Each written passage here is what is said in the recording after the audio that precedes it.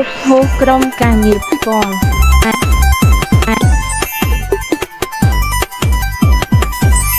hô xa bí ây da bát nhẹ nà ây da to xôm hành trình một ca hút hố cạp sai bần to to sầm rạp rộp điệp krong nâng rộp điệp bồ rán nâng sầm đá lô hạt thiệt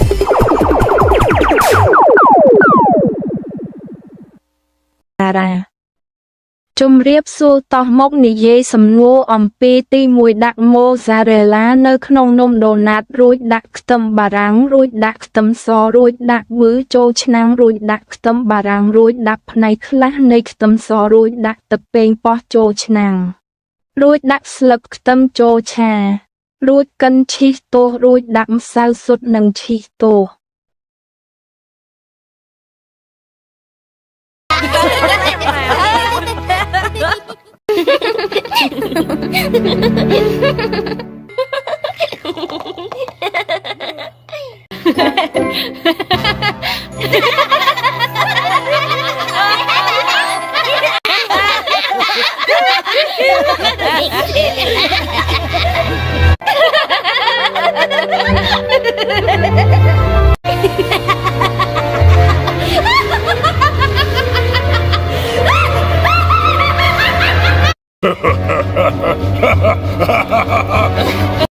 ra bay pi mùi từ nằm bốn đặc mô ra rê lá chô không nôm đồ nát rùi đặc tâm bà ráng rùi đặc tâm so rùi đặc bơ chô không đen rùi đặc tâm so rùi đặc này khá này tâm so rùi đặc tập bên po chô không đen rùi đặc lực chi chô không tập bên po rùi bốc trọc côn rùi đạm sao bông mòn nâng bông tiêm tòng tiết rùi chiên hỏi chơi rùi tờ tù tiến hai rịch rì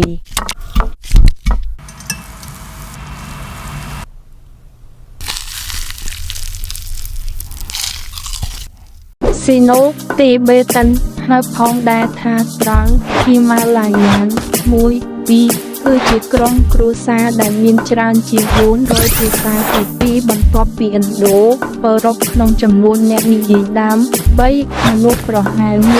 1,4000 មានអ្នកនិយាយភាសាចិនទីបេតវូមភាគច្រើននៃទាំងនេះគឺជាអ្នកនិយាយដើមកំណើត 1,3000 មានអ្នកនៃភាសាស៊ីនីធីកភាសាចិនទីបេផ្សេងទៀតដែលមានចំនួនអ្នកនិយាយច្រើនរួមមានភាសាភូមា33លាននិងភាសាទីបេ6លានភាសាផ្សេងទៀតនៃគ្រួសារត្រូវបាននិយាយនៅហិមាឡាយាមហាសមុទ្រអាស៊ីអាគ្នេយ៍និងគែមខាងកើតនៃខ្ពង់រាបទីបេភាគច្រើននៃទាំងនេះមានសហគមន៍សន្តិរកថាតូចៗនៅតំបន់ភ្នំដាច់ស្រយាលហើយដូច្នេះត្រូវបានកត់ត្រាយ៉ាងលំបាកក្រុមរងកម្រិតទាបជាច្រើនត្រូវបានស្ថាបនាឡើងវិញដោយសុវត្ថិភាពប៉ុន្តែការកសាងឡើងវិញនៅភាសាគំរូសម្រាប់គ្រួសារទាំងមូលគឺនៅតែស្ថិតក្នុងដំណាក់កាលដំបូងនៅឡើយដូច្នេះរចនាសម្ព័ន្ធកម្រិតខ្ពស់នៃចិនទីបេនៅតែមិនច្បាស់លាស់ទោះបីជាក្រុមគ្រួសារត្រូវបានបង្ហាញជាប្រពៃណីដែលបែងចែកទៅជាភាសាស៊ីនីធីកពោគឺភាសាចិននិងសាខាទីបេតូបឺមិនក៏ដោយក៏ប្រភពដើមទូទៅនៃភាសាដែលមិនមែនជាស៊ីនីធីកមិនត្រូវបានបង្ហាញនោះទេការចាត់ថ្នាក់ដំបូងបានដាក់ភាសាក្រាដៃនិងខ្មុំមាននៅក្នុងគ្រួសារភាសាចិនទីបេការដាក់ក្រុមនេះបន្តត្រូវបានគាំទ្រដោយអ្នកភាសាចិនប្រាំប៉ុន្តែត្រូវបានបដិសេធដោយសហគមន៍អន្តរជាតិចាប់តាំងពីទសវត្សរ៍ឆ្នាំ1940ដែលពន្យល់ពីការដាក់ជាក្រុមជាតំបន់បញ្ចូលគ្នា6បំណងជាប់ជាច្រើនទៅកាន់គ្រួសារភាសាអាស៊ីអាគ្នេយ៍ផ្សេងទៀតត្រូវបានស្នាក់ឡើងប៉ុន្តែគ្មាននរណាម្នាក់អាចទទួលយកបានទូលំទូលាយនោះទេការយល់ស្របសម័យទំនើបគឺថាភាសាចិនទីបេមិនតាក់ទងនឹងគ្រួសារភាសានៃអាស៊ីអាគ្នេយ៍ទេប៉ុ ប៉ុន្តែពួកវាមានភាពស្រដៀងគ្នាដោយសារឥទ្ធិពលនៃភាសាចិនដីគោកនៅក្នុងតំបន់ភាសាអាស៊ីអាគ្នេយ៍ដីគោកភាសាម៉ុងហ្គោលីគឺជាគ្រួសារភាសាដែលនិយាយដោយជនជាតិម៉ុងហ្គោលីនៅអាស៊ីខាងជើងអាស៊ីបូព៌ាអាស៊ីកាដាននិងអឺរ៉ុបខាងកើតភាគច្រើននៅម៉ុងហ្គោលីនិងតំបន់ជុំវិញនិងនៅកូឡូមីគៀនិងវ៉ឺលីទីសមាជិកដ៏ល្បីល្បាញបំផុតនៃគ្រួសារភាសានេះម៉ុងហ្គោលីគឺជាភាសាចម្បងរបស់អ្នកស្រុកភាគច្រើននៃម៉ុងហ្គោលីនិងអ្នករស់នៅម៉ុងបូនៃម៉ុងហ្គោលីខាងក្នុងដែលមានអ្នកនិយាយប្រមាណ 5-7 បូកមីលីភាសាទូគីគឺជាគ្រួសារភាសាដែលមានឯកសារច្រើនជាង35ពីដែលនិយាយដោយប្រជាជនទូគីនៃអឺរ៉ាស៊ីពីអឺរ៉ុបខាងកើតនិងអឺរ៉ុបខាងត្បូងរហូតដល់អាស៊ីកាដានអាស៊ីបូព៌ាអាស៊ីខាងជើងស៊ីបេរីនិងអាស៊ីខាងលិចភាសាទូគីមានដើមកំណើតនៅក្នុងតំបន់អាស៊ីបូព៌ាដែលលាតសន្ធឹងពីម៉ុងហ្គោលីទៅភាគនិយមនៃប្រទេសចិនដែលភាសាប្រូតូទូគីត្រូវបានគេគិតថាត្រូវបានគេនិយាយ3ពីកន្លែងដែលពួកគេបានពង្រីកទៅអាស៊ីកាដាននិងឆ្ងាយទៅខាងលិចក្នុងអំឡុងសវត្សរ៍ដំបូង4ពួកវាត្រូវបានកំណត់លក្ខណៈជាគ្រាមភាសា5ភាសាទូគីត្រូវបាននិយាយដោយមនុស្សប្រហែល200លាននាក់1ភាសាទូគីដែលមានចំនួនអ្នកនិយាយច្រើនជាងគេគឺភាសាទូគីដែលនិយាយជាចម្បងនៅក្នុងអាណាតូលៀនិងបាកង់អ្នកនិយាយដើមរបស់វាមានចំនួនប្រហែល 38% នៃអ្នកនិយាយទូគីទាំងអស់បន្ទាប់មកដោយរូបបេសលក្ខណៈដូចជាភាពជក់អារម្មណ៍ស្រៈការបូកបញ្ចូលគ្នាលំដាប់វត្ថុទៅរយៈសាស្ត្រនិងកង្វះនៃយេនឌ័រវេយ្យាករណ៍គឺស្ទើរតែជាសកលនៅក្នុងគ្រួសារទូគី4មានកម្រិតខ្ពស់នៃភាពវៃឆ្លាតទៅវិញទៅមកនៅពេលដែលមានការប៉ះពាល់កម្រិតមធ្យមក្នុងចំណោមភាសាឱកាសផ្សេងៗដែលរួមមានទូគីអាស៊ីបៃសងទូគីកាស្កៃចាហាម៉ាហាវីទូគីនិងបាល់កាន់ដាវទូគីក៏ដូចជាអបអ៊ីស្លឹងព្រីមៀមថា6ភាសាទូគីផ្សេងទៀតបង្ហាញពីភាពខុសប្លែកគ្នានៃភាពវៃឆ្លាតទៅវិញទៅមកនៅក្នុងជ្រុងរងរបស់ពួកគេផងដែរទោះបីជាវិធីសាស្ត្រនៃការចាត់ថ្នាក់មានភាពខុសប្លែកគ្នាក៏ដោយភាសាទូគីជាធម្មតាត្រូវបានចាត់ទុកថាត្រូវបានបែងចែកទៅជាពីរផ្នែកគឺអគូដែលសមាជិកតែមួយគូដែលនៅរស់គឺជួបនិងខមមិនទូគីដែលរួមបញ្ចូលភាសាទូគីផ្សេងទៀតទាំងអស់ភាសាទូគីបង្ហាញពីភាពស្រដៀងគ្នាជាច្រើនជាមួយនឹងភាសាម៉ុងហ្គោលីតង់បូកូរ៉េនិងភាសាជប៉ុនភាពស្រដៀងគ្នាទាំងនេះបាននាំឲ្យអ្នកភាសាវិទ្យាមួយចំនួនរួមទាំងតាឡាតេអ៊ីនស្នើឲ្យមានគ្រួសារភាសាអាល់តាអ៊ីទោះបីជាសំណានេះត្រូវបានបដិសេធយ៉ាងទូលំទូលាយដោយអ្នកភាសាវិទ្យាប្រវត្តិសាស្ត្រក៏ដោយ7-8ភាពស្រដៀងគ្នាជាមួយភាសាយូរ៉ានីថែមទាំងបណ្ដាលឲ្យក្រុមគ្រួសារទាំងនេះត្រូវបានចាត់ទុកថាជាក្រុមមួយអស់រយៈពេលជាយូរមកហើយក្រោមសមាជិកកម្មយូរ៉ាអាល់តាអ៊ី9-10-11ទោះយ៉ាងណាក៏ដោយមិនទាន់មានភស្តុតាងគ្រប់គ្រាន់ដើម្បីសន្និដ្ឋានអំពីអត្ថប្រយោជន៍នៃ Macro Family ទាំងពីរនេះទេលក្ខណៈរួមរវាងភាសាត្រូវបានចាត់ទុកថាបច្ចុប្បន្នជាទំនាក់ទំនងភាសាបូរេប្រវត្តិយ៉ាងទូលំទូលាយភាសាតុងស៊ីកត្រូវបានគេស្គាល់ផងដែរថាជាម៉ានទូតុងនិងតុងបង្កើតជាគ្រួសារភាសាដែលនិយាយនៅស៊ីបេរីខាងកើតនិងម៉ាន់ជូរីដោយជនជាតិតុងស៊ីកភាសាតុងស៊ីកជាច្រើនកំពុងរងគ្រោះថ្នាក់មានអ្នកនិយាយដើមកំណើតប្រហែល 75,000 អ្នកនៃភាសារស់នៅរាប់សិបនៃគ្រួសារភាសាតុងស៊ីក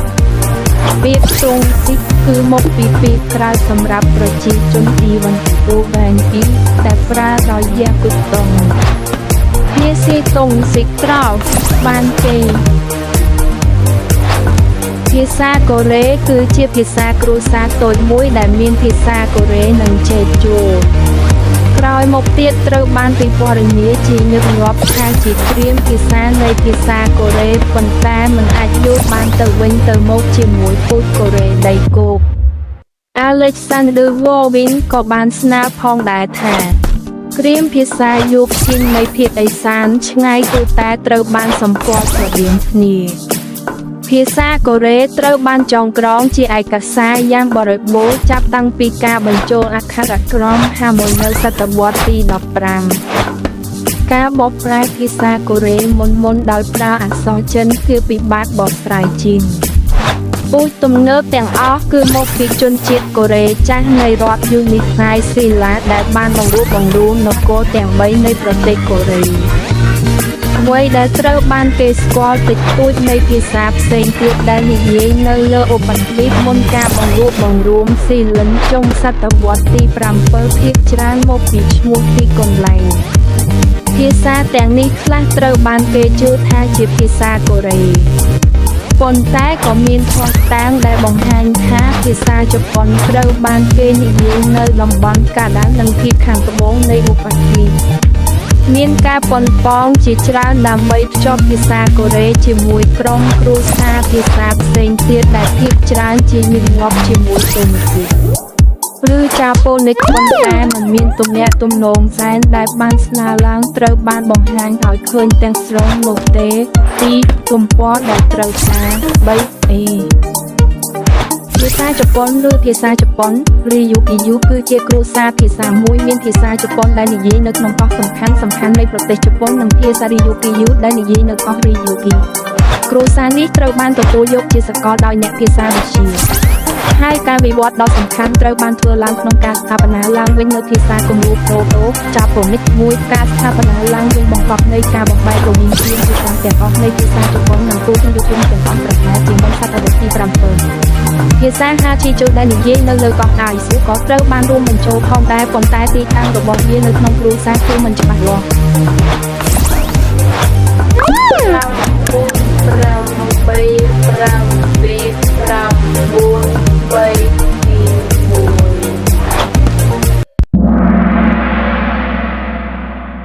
ដែលពេញចិត្តនឹងសំណួរទី1ដាក់ម៉ូហ្សារ៉េឡាចូលក្នុងនំដូណាត់រួចដាក់ខ្ទឹមបារាំងរួចដាក់ខ្ទឹមសរួចដាក់ប៊ឺចូលក្នុងខ្ទះរួចដាក់ខ្ទឹមសរួចដាក់ផ្នែកនៃខ្ទឹមសរួចដាក់ទឹកប៉េងប៉ោះចូលក្នុងខ្ទះរួចដាក់ស្លឹកខ្ទឹមចូលក្នុងទឹកប៉េងប៉ោះរួចបុកត្រកួនរួចដាក់ម្សៅពងមាន់និងពងទាម្តងទៀតរួចចៀនឲ្យជ្រៅរួចទទួលទានហើយរីករាយម៉ូហ្សារ៉េឡាគឺជាឈីសប៉ាក់កណ្ដាលទុនមិនចាស់ដែលត្រូវបានរៀបចំដោយប្រើវិធីសាស្ត្រ Pasta Salata Stretched Cut វាមានដើមកំណើតនៅភាគខាងត្បូងប្រទេសអ៊ីតាលីពូជម៉ូហ្សារ៉េឡាត្រូវបានសម្គាល់ដោយទឹកដោះគោដែលប្រើម៉ូហ្សារ៉េឡាវាឌីឡេតនៅពេលរៀបចំជាមួយទឹកដោះគោនិងម៉ូហ្សារ៉េឡាក្របីម៉ូហ្សារ៉េឡាឌីប៊ូឡាជាភាសាអ៊ីតាលីនៅពេលដែលទឹកដោះគោរបស់ក្របីអ៊ីតាលីត្រូវបានគេប្រើការស្រាវជ្រាវសែនបានបង្ហាញថាក្របីបានមកប្រទេសអ៊ីតាលីដោយការចំណាកស្រុករបស់ក្របីទន្លេពីប្រទេសឥណ្ឌាក្នុងសតវត្សទី7នៃគ.ស179 ត្រេ180ម៉ូហ្សារ៉េឡាស្រស់ជាទូទៅមានពណ៌សប៉ុន្តែអាចមានពណ៌លឿងស្រាលអាស្រ័យលើរបបអាហាររបស់សត្វ2ម៉ូហ្សារ៉េឡាស្រស់បង្កើតសំឡេងស្រទន់ប្លែកពេលទំពាឬត្រដោះ3ដោយសារវាមានជាតិសំណើមខ្ពស់វាត្រូវបានបម្រើតាមប្រពៃណីនៅថ្ងៃបន្ទាប់ពីវាត្រូវបានផលិតវូនប៉ុន្តែអាចរក្សាទុកក្នុងទឹកប្រៃរហូតដល់1សប្តាហ៍ឬយូរជាងនេះនៅពេលលក់ក្នុងកញ្ចប់បិទជិតដោយខ្វះចន្លោះម៉ូហ្សារ៉េឡា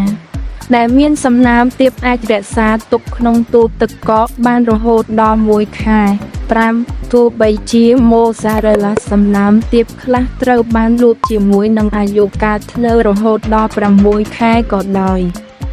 ម៉ូហ្សារ៉េឡាត្រូវបានប្រើសម្រាប់ប្រភេទភីហ្សាភាគច្រើននិងចានប៉ាស្តាជាច្រើនឬបម្រើជាមួយប៉េងប៉ោះចំណិតនិងបាស៊ីលនៅក្នុងសាឡាត់ខេប្រេស ជាផលិតផលទឹកដោះគោមួយប្រភេទដែលផលិតក្នុងជួររសជាតិវាយនភាពនិងទម្រង់ដោយការខូចលេសិននៃប្រូតេអ៊ីនទឹកដោះគោកាសេនវាត្រូវបានផ្សំឡើងដោយប្រូតេអ៊ីននិងខ្លាញ់ពីទឹកដោះគោជាធម្មតារបស់គោពពែឬជៀមហើយជួនកាលជាក្របីទឹកក្នុងអំឡុងពេលផលិតទឹកដោះគោជាធម្មតាត្រូវបានធ្វើឲ្យអាស៊ីតហើយអង់ស៊ីមនៃរ៉េណេតឬអង់ស៊ីមបាក់តេរីដែលមានសកម្មភាពស្រដៀងគ្នាត្រូវបានបន្ថែមដើម្បីធ្វើឲ្យកាសេនផូឆ្លេតបន្ទាប់មកខឺតរឹងត្រូវបានបំបែកចេញពីវ័យរាវហើយចុចចូលទៅក្នុងឈីសដែលបានបញ្ចប់មួយឈីសខ្លះមានផ្សិតក្រអូបនៅលើសម្បកស្រទាប់ខាងក្រៅឬពេញមានឈីសជាង 1000 ប្រភេទដែលផលិតនៅប្រទេសផ្សេងៗរចនាប័ទ្មវាយនភាពនិងរសជាតិរបស់ពួកគេអាស្រ័យទៅលើប្រភពដើមនៃទឹកដោះគោរួមទាំងរបបអាហាររបស់សត្វថាតើពួកវាត្រូវបានប៉ាស្ទ័រមាតិកាខ្លាញ់លើបាក់តេរីនិងផ្សិតការកែច្នៃនិងរយៈពេលដែលពួកគេមានអាយុប៉ុន្មានឱសថគ្រឿងទេសឬផ្សែងឈើអាចត្រូវបានគេប្រើជាភ្នាក់ងាររសជាតិគ្រឿងផ្សំបន្ថែមផ្សេងទៀតអាចរួមមានម្រេចខ្មៅខ្ទឹមទេសឬក្រែនប៊ឺរីអ្នកទិញឈីងឬអ្នកលក់ឈីងឯកទេសអាចមានជំនាញក្នុងការជ្រើសរើសទិញទទួលរក្សាទុកនិងទុំឈីសពីឈីសភាគច្រើនត្រូវបានបន្សាបដោយបាក់តេរីដែលបំលែងជាតិស្ករទឹកដោះគោទៅជាអាស៊ីតឡាក់ទិកការបន្ថែមនៃរ៉េណេតបញ្ចប់ខឺតលីងពូជបួសនៃរ៉េណេតមានភាគច្រើនត្រូវបានផលិតតាមរយៈការ fermentation ដោយផ្សិតមកហុំមាហិតប៉ុន្តែខ្លះទៀតត្រូវបានស្រង់ចេញពី Synthesis សម្រាប់ឈីសមួយចំនួនទឹកដោះគោត្រូវបាន curate ដោយបន្ថែមអាស៊ីតដូចជាទឹកខ្មេះឬទឹក lemon ឈីសត្រូវបានគេវាយតម្លៃសម្រាប់ការចល័តរបស់វាអាយុកាលប្រើប្រាស់បានយូរនិងមាតិកាខ្ពស់នៃខ្លាញ់ប្រូតេអ៊ីនកាល់ស្យូមនិងផូស្វ័រឈីសមានទំហំតូចជាងនិងមានអាយុផ្ទុកយូរជាងទឹកដោះគោ 3. ឈីសរឹងដូចជាផាមេសានមានរយៈពេលយូរជាងឈីសទន់ដូចជាប៊្រីឬឈីសទឹកដោះគោពពែអាយុកាលរក្សាទុកយូរនៃឈីសខ្លះជាពិសេសនៅពេលដាក់ក្នុងសម្បកការពារអនុញ្ញាតឲ្យលក់នៅពេលដែលទីផ្សារអំណោយផលការវេចខ្ចប់ឈីសដែលមានរាងជាប្លុកនិងការបំហូរឧស្ម័ននៃថង់ប្លាស្ទិកជាមួយនឹងល្បាយនៃកាបូនឌីអុកស៊ីតនិងអាសូតត្រូវបានប្រើសម្រាប់ការរក្សាទុកនិងការចែកចាយដ៏ធំនៃឈីសនៅក្នុងសតវត្សទី21 បើប្រៀបធៀបជាមួយនឹងក្រដាសនិងក្រណាត់ដែលប្រើក្នុងសតវត្សទី20និង19 3